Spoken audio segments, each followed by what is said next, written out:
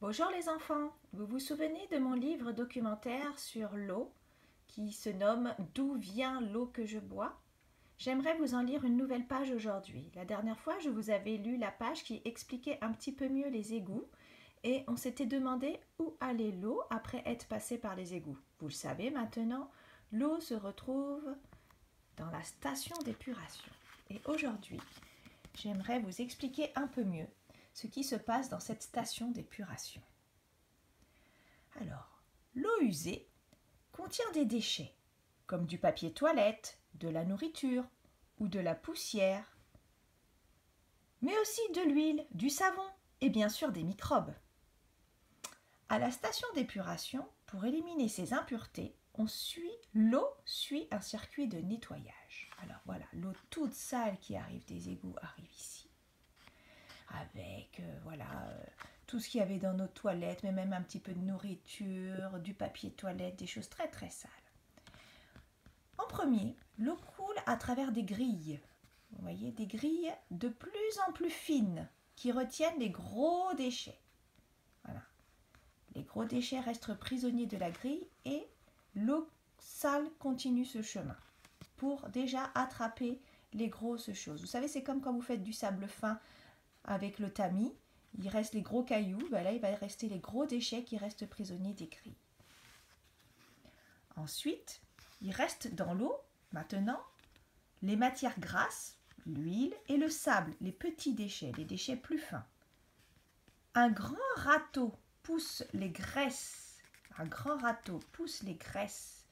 qui flottent à la surface du bassin et un second râteau racle le sable qui s'est déposé au fond. Donc on enlève encore d'autres déchets, les déchets qui étaient passés à travers la grille et qui étaient arrivés là. L'huile, les matières grasses flottent sur l'eau, donc on les pousse, on les enlève, elles sont récupérées là dans le petit robinet, et on pousse le sable qui est au fond. Pour aller plus vite, après on passe dans un autre bassin, on ajoute un produit chimique qui rassemble et colle toutes ces petites particules. Elles deviennent plus grosses, plus lourdes et tombent au fond. Après cette opération, l'eau est transparente, mais elle n'est pas propre. Donc là, il restait encore des tout petits déchets. Et puis, on a rajouté un produit chimique qui les rend plus gros et plus lourds, comme on dit. Et comme ça tombe au fond de l'eau, ça fait une espèce de saleté là qu'on récupère encore au fond de la cuve. L'eau est plus claire après cette opération. Vous voyez, il y a différents bassins différents. L'eau sale traverse différents bassins et à chaque bassin, il se passe une action qui la rend de plus en plus propre. Ensuite, l'eau contient encore des déchets, mais cette fois-ci, ce sont des déchets invisibles, comme les microbes. Pour les détruire, on utilise alors des bactéries qui mangent la pollution. C'est comme des toutes petites bêtes, minuscules, les bactéries, qui mangent la pollution. Mais ces bactéries, après un tel festin, rejettent à leur tour de la boue. Donc c'est des petites bactéries qui vont manger les microbes et ça va encore rejeter de la boue. L'eau poursuit son chemin et arrive dans un autre bassin. Là, ça va être pour séparer la boue de l'eau, la boue créée par les petites bactéries qui ont mangé les petits microbes. On laisse encore reposer l'eau, donc on la laisse reposer, et la boue tombe, comme elle est lourde, au fond du bassin.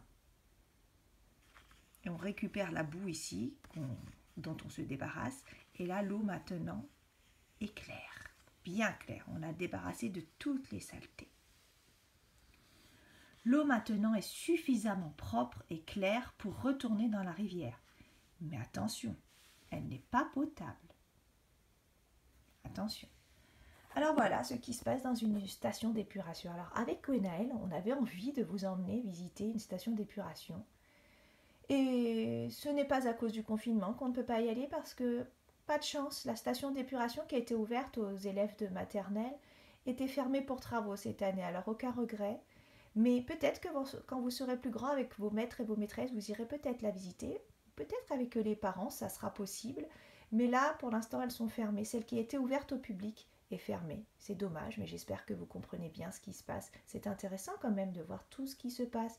Nous, on ouvre notre robinet, on boit, ou on se douche, ou on va aux toilettes. Mais maintenant, on sait tout ce qui se passe derrière. Il y a beaucoup de gens qui travaillent pour qu'on ait cette eau potable dans nos robinets pour que tout se passe bien.